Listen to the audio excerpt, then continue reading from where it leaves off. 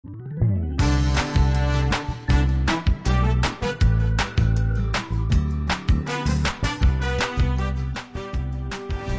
kita akan buka satu-satu buat teman-teman yang kamu mau merawat dan memahari. Saya langsung kasih penjelasan tentang dapur Pamor Pakemnya dan langsung harganya aja ya. Langsung harganya.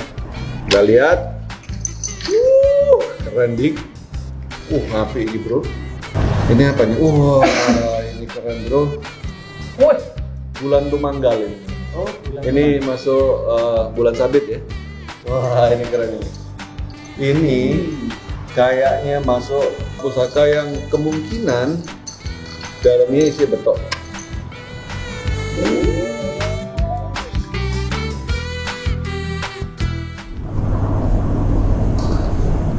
Halo guys, lagi ngapain nih?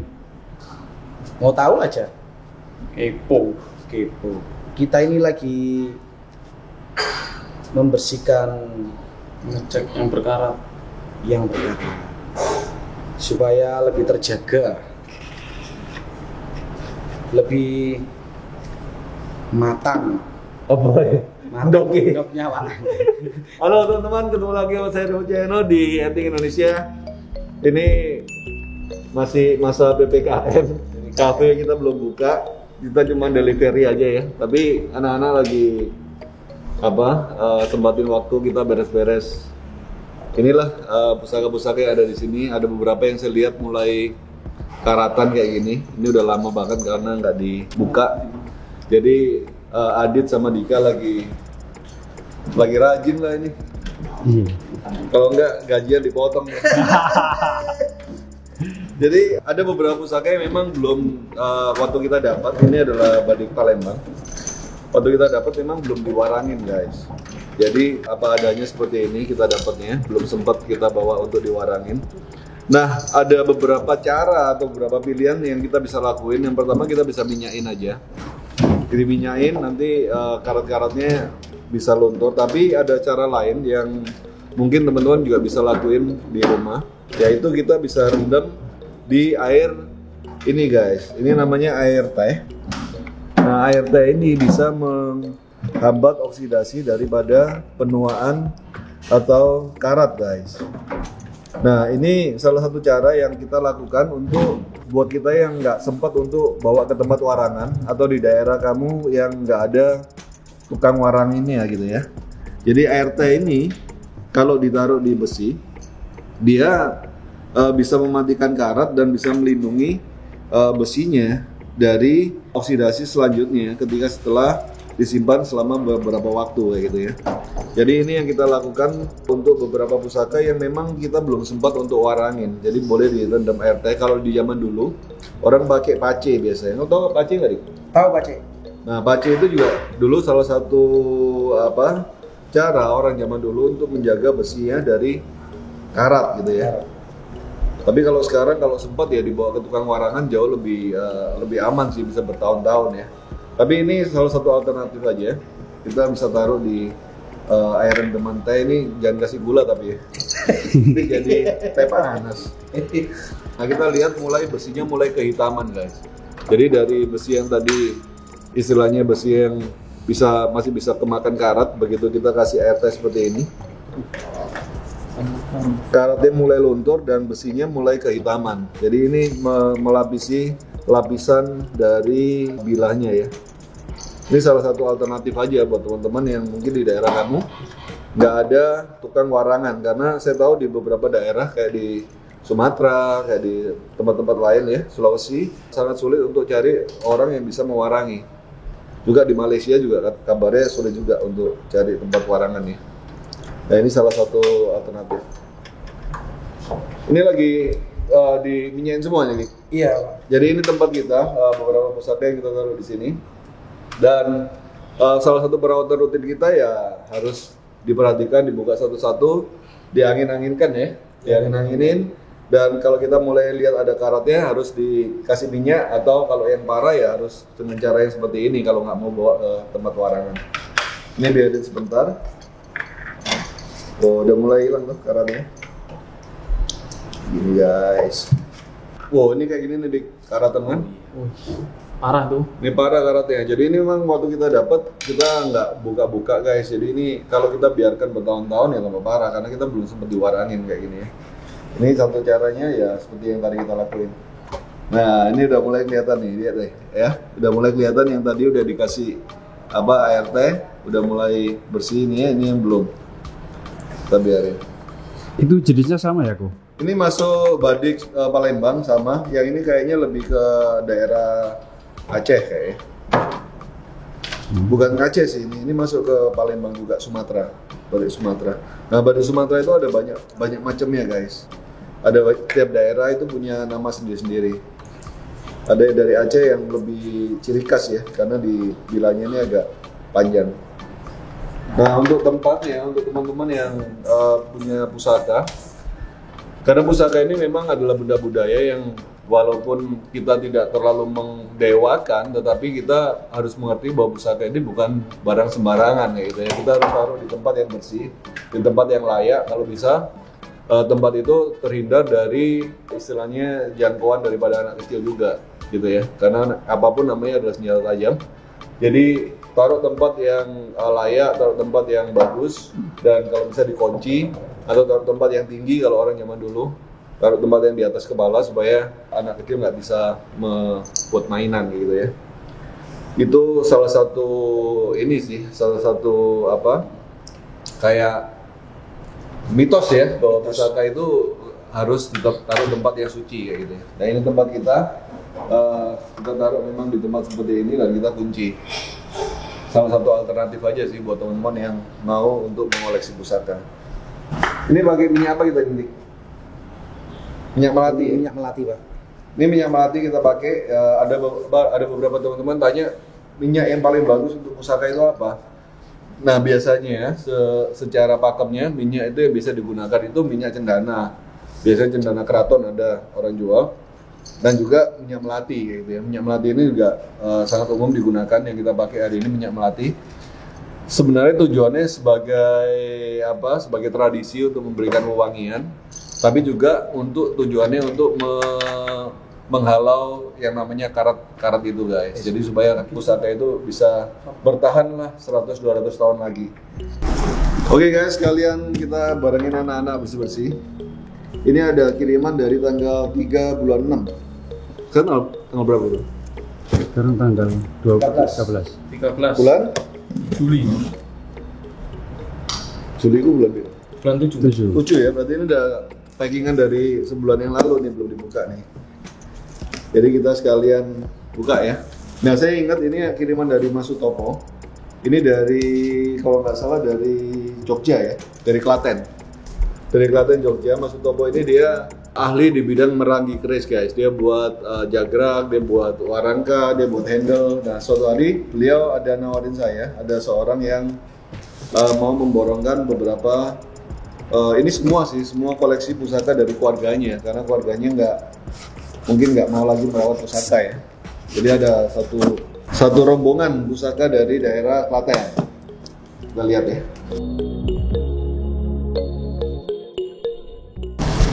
Wah ditaruh disikap semua bro. Banyak kali. Jadi pusaka kalau udah ditaruh satu-satu gini biasanya pusakanya bagus-bagus. Kita lihat ya, ada 1, 2,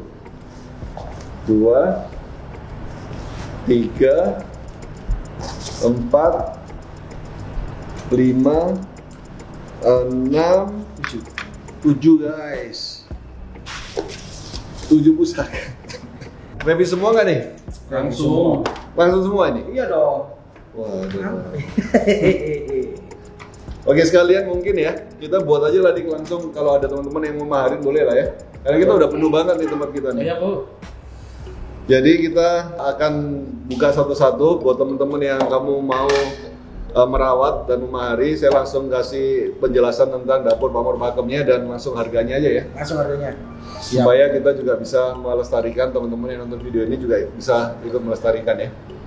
Ini warangkanya, warangka Surakarta, warangka Solo, Gayam. Ada ukiran juga, Putri Kinurung, dengan pendoknya keren banget nih guys. Pendok selorok. Ini pendok selorok mantap banget di sepuh perak. dengan belakangnya ini ornamen warna merah. Nah, dari rangkanya aja udah rapi gini. Biasanya pusakanya juga keren.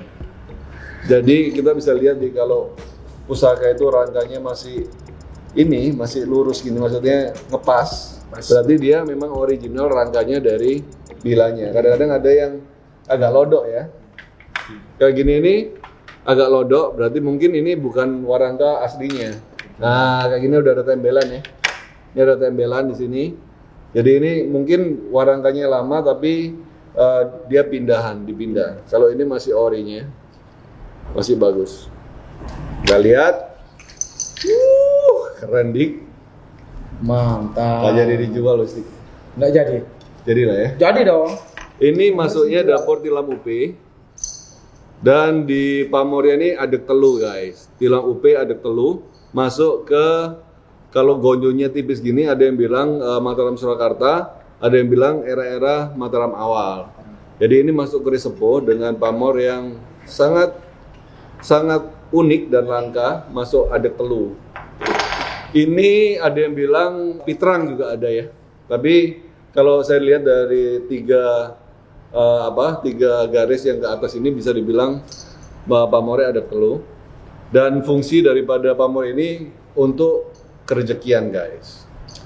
Ya ini kita maharin berapa dik? 4,5 lah. 4.500.000 ya.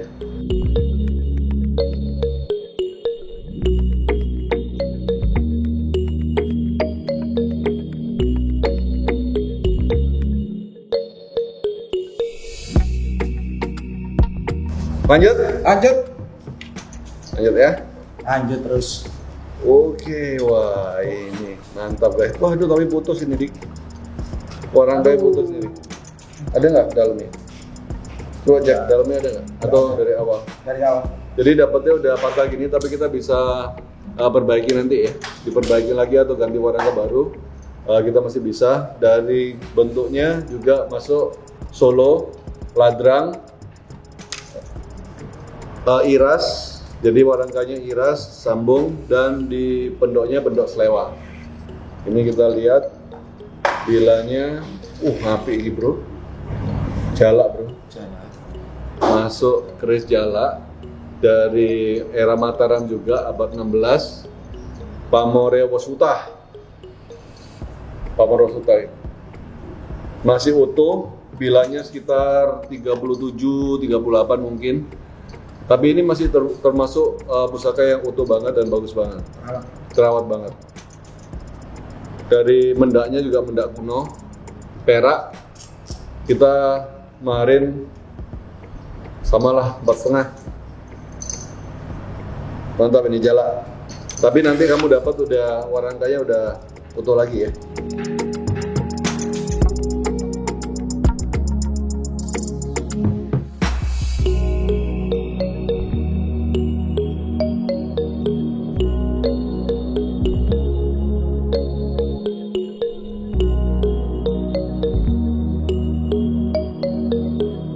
Ini apa nih? Wah, ini keren bro. Bulan Tumanggal ini. Ini masuk bulan sabit ya. Biasanya ada juga yang keris Cirebon juga ada yang modelnya kayak gini, tapi ini masuk tetap masuk masih Solo ini, Surakarta. Dari pendoknya pendok bunton, perunggu, dan di dadarnya unik banget sesuai pakemnya bulan Tumanggal. Dan di mendaknya mendak kuno nih, perunggu juga. Kita lihat, aduh, sangar ini bro. Wah yang mana? Ini dapurnya dik, ini masuk dapur Sepang. Dapur Sepang. Kabarnya buat orang yang pengen rumah tangganya langgeng atau mau beristri lebih dari satu itu. Cocok. Mantap ini. Cocok. Boleh ini. Maksudnya biar seimbang, biar adil, ya. Nah itu kabarnya sih ya. Kita belum berani coba nih. Jangan coba. Ada istri saya di sana soalnya. Oke, jadi ini masuk dapurnya dapur Sepang. Kayaknya ini kalau dilihat dari besiannya bisa masuk Mojopahitan ini guys. Besinya sangat pulen banget dan lipatannya sangat rapat. pamornya juga masuk pamor Rosuta, masih era mungkin Mataram awal-awal atau bisa jadi Majapahitan. Wah ini bagus banget nih, keren ini, 15 juta lah.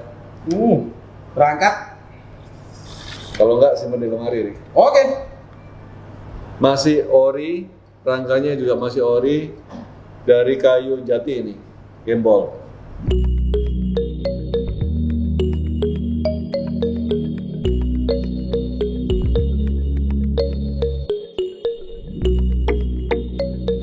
Wah, ini keren juga ini. Ini masuk gayam juga, tapi gayam keren ini, kendit. Gayamnya kendit ini susah nyari warna kendit ini. Oh, yang itu. Kira Ini- kan ada ya, Pak? Ada, cuma makanya dari begitu banyak kan cuma sedikit yang kendit ini. Kendit ini kalau rangkanya aja biasa orang jual di atas 1 juta. Rangkanya tok. Rangkanya. Yang kendit asli ya. Ini asli nih, Pak. Asli dong. Loh, bolak-balik. Wih. Jadi bagus. hati-hati, kadang-kadang rangka kelihatannya bagus, ada yang digambar. Bagus. Ada orang iseng-iseng digambar rangkanya, jadi kelihatan kendit, padahal enggak. Tapi kalau ini asli, ini tembus, bisa dilihat dari dalamnya juga. Ada dalamnya pasti ada coraknya. Nah, dari kerisnya, wah ini keren ini. Nah, ini masuk ke tilam UP, era mungkin HB Sepuh. Dari bentukannya kita bisa melihat ini keris yang sangat-sangat dirawat dari awal. Dan yang uniknya dari pamor Rosuta kita lihat ada tambalnya di sini. Ini ada pamor tambal di sini. Nah, ini ada yang dibilang pamor tangkis nih. Jadi ada garis seperti Ya. ini. Dan ini tembus sampai di gandeknya sini. Nah, ini jarang banget ada orang percaya bahwa keris dengan pamor tangkis seperti ini untuk sangat berguna untuk tolak bala, guys. Jadi untuk beberapa kejadian yang kita nggak bisa dinalar dengan akal sehat, kadang-kadang sakit mendadak atau kadang-kadang ada yang usahanya tiba-tiba bermasalah ya, jatuh atau segala macam, itu salah satu orang dulu percaya bahwa kamu harus punya keris dengan pamor tangkis untuk menangkis segala pakewu atau musibah ya. Pamor tangkis, mantap. Ini kalau ada yang mau merawat 4,5 lah.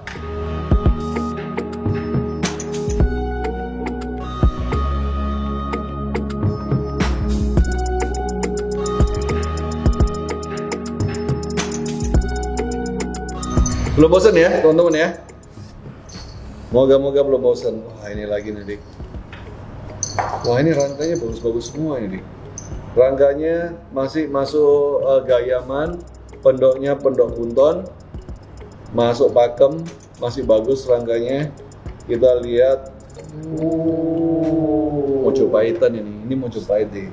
Ini keris Mojopahit dengan lot 1, 2, 3, 4, 5, 6, 7, 8, 9, 10, 11, 12, 13, lot 13. Tapi yang unik ini bukan sangkelat, tapi ini masuk dapur Kebo Teki guys.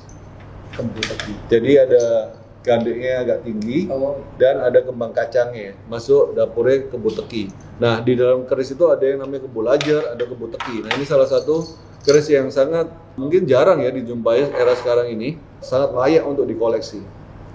Dan dengan pamornya pamor wengkon isen. Jadi wengkon itu ada garis di pinggirnya. Teman ada beberapa yang mungkin dia udah mulai tipis ya, tapi masih kelihatan ada wengkonnya dengan garis di tengahnya. Ini bisa dibilang pamor wengkon isen, tapi ada juga yang bilang ini pamor tejo kinurung. Jadi fungsi daripada pamor ini adalah untuk perlindungan guys. Kalau daripada dapurnya Kebo Teki itu untuk seorang pemimpin. Biasanya digunakan atau dipunyai oleh pemimpin yang mau untuk menyejahterakan daerah atau menjadi pemimpin yang bisa menyejahterakan orang sekitarnya. Dan juga di pamor ya, ini memberikan perlindungan buat siapapun yang memegang pusaka ini. Ini langka ini. 15 juta lah. 15 juta.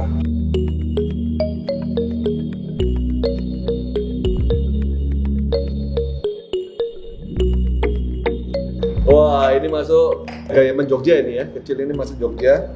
Nah, kalau Solo itu besar guys, kayak gini ini Solo. Ini Solo, ini Jogja. Jadi sama-sama gayam, tapi ada perbedaannya sedikit. Nah ini masuk kayu timoho juga dengan, wah ini perak ini Dik. Mantap. Ini perak, bunton. Nah ini aja biasanya kalau orang jual mendoknya doang 1 jutaan, 1.200.000, 1.600.000. Kalau udah warangkanya udah keren gini, biasanya moga-moga dalamnya juga ikut keren. Kita lihat. Mendaknya juga, bagus guys. Mendaknya juga mendak perak kuno. Jadi ini masuk jalak tilam. Ada ininya, ada apa? Gliger sapinya di tengahnya, ada tikal alisnya, masuk jalak tilam, eranya Mojopahitan dengan gonjonya yang kecil. Ini masuk Mojopahit, tempat lipatnya sangat-sangat detail, dan di pamornya masih bisa masuk pamor kulit semongko. Ya, kulit semongko ini. Oke, 4,5.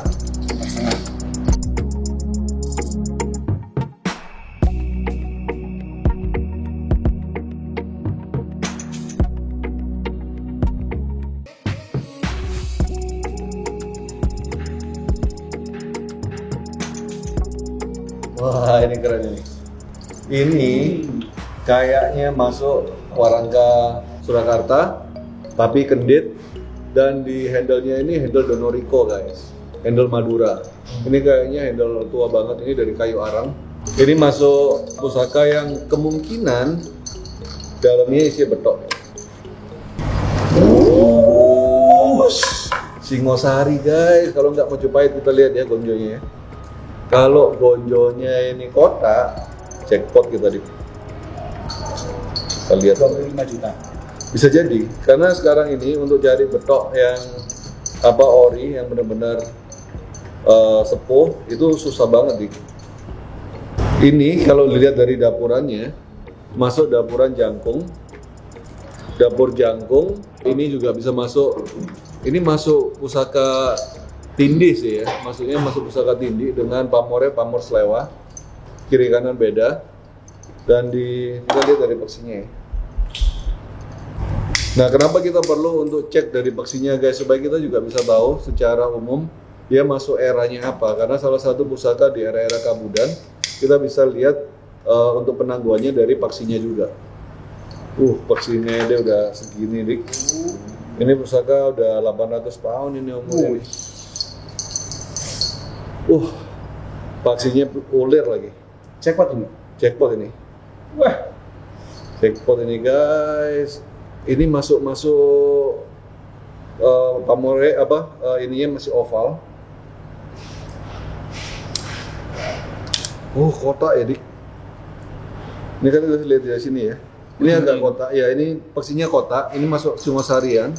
Cuman karena dia udah tua, jadi dia terkikis ya, tapi masih ulir. Jadi kemungkinan besar ini Majapahit awal atau bisa mungkin juga masuk Singosari. Mantap ini.